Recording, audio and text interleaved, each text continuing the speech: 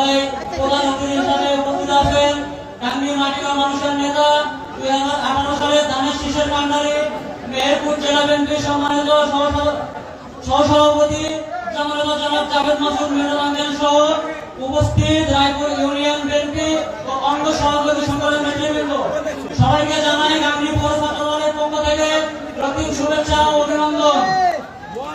আমরা যে স্বপ্ন নিয়ে আগামীতে এই গাংনী উপজেলাকে একটি রোল মডেল করা বিনির্মাণের স্বপ্ন দেখি, এই স্বপ্নকে বাস্তবায়ন করতে হলে আমাদের প্রিয় নেতা জনাব জাভেদ মাসুদ মির্জাকে আগামীতে গাংনীর এমপি হিসেবে দেখতে চাই।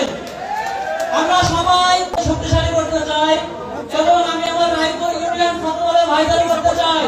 এই রায়পুরের মাটি বিএনপির ঘাটে, এই রায়পুরের মাটি জাভেদ মাসুদ মির্জার ঘাটে, এই জাভেদ মাসুদ মির্জার ঘাটিতে কোন দুর্নীতিবাদ চাঁদাবাজের ঠাঁই নাই।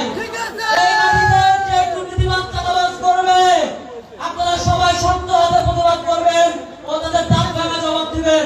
এই আশা রেখে আমি আমার সংক্ষিপ্ত কথা শেষ করছি। বাংলাদেশ জিন্দাবাদ, বাংলাদেশ জাতীয়তাবাদী ছাত্রদল।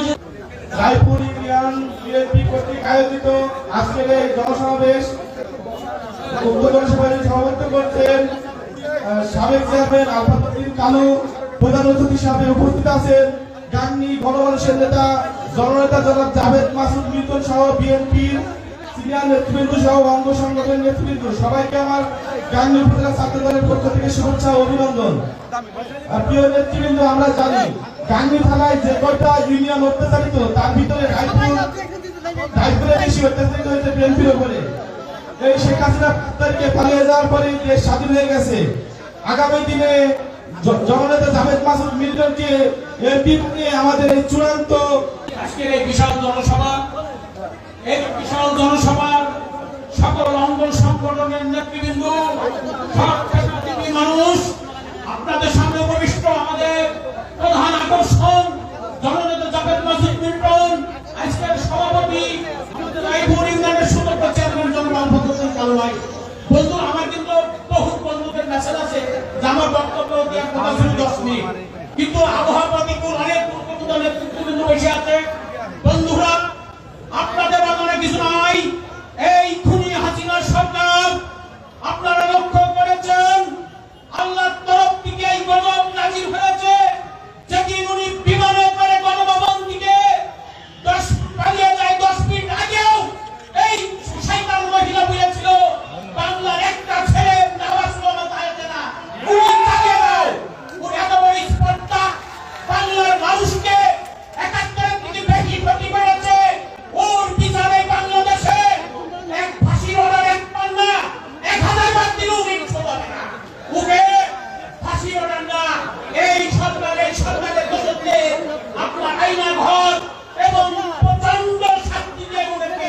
এই দেখেন এই মাধ্যমে আমি আরেকটা কথা বলবো, আপনারা বিশ্বাস করতে চাই, এই রায়পুর ইউনিয়নকে যে আওয়ামী লীগের গুন্ডার বাহিনী সরকার এই ক্যাম্পে মারণ না কামন আর ওই আপনারা জানেন দীর্ঘ আওয়ামী লীগের 15 বছরের ইতিহাস।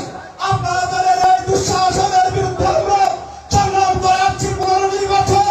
আমরা সংগ্রাম করতে যে আমরা এই 24 সালে আমরা যে বিজয় অর্জন করেছি আন্দোলন সংগ্রামের মধ্যে দিয়ে, এই আন্দোলন সংগ্রাম প্রস্তাব করার জন্য এই শেখ হাসিনা তার পুলিশ বাহিনী দিয়ে, তার পেটুয়া বাহিনী দিয়ে ছাত্র জনতার উপর যে গণহত্যা চালিয়েছে, সেই গণহত্যার বিচার করা হবে বাংলার মধ্যে। আপনারা প্রস্তুত থাকবেন। ভারতে পালিয়ে যে রক্ষা পাবে না শেখ হাসিনা, বাংলাদেশে এলে শেখ হাসিনার বিচার একটি গণতান্ত্রিক রাষ্ট্র প্রতিষ্ঠিত না হবে ততদিন পর্যন্ত রায়পুরের প্রত্যেকটি নেতা কর্মী এবং জনগণ সেই লড়াইয়ে শরীক থাকবেন এবং লড়াইকে সফলমণ্ডিত করার জন্য যে ধরনের ডাক আমরা দেব সেই ডাকে আপনারা করবেন।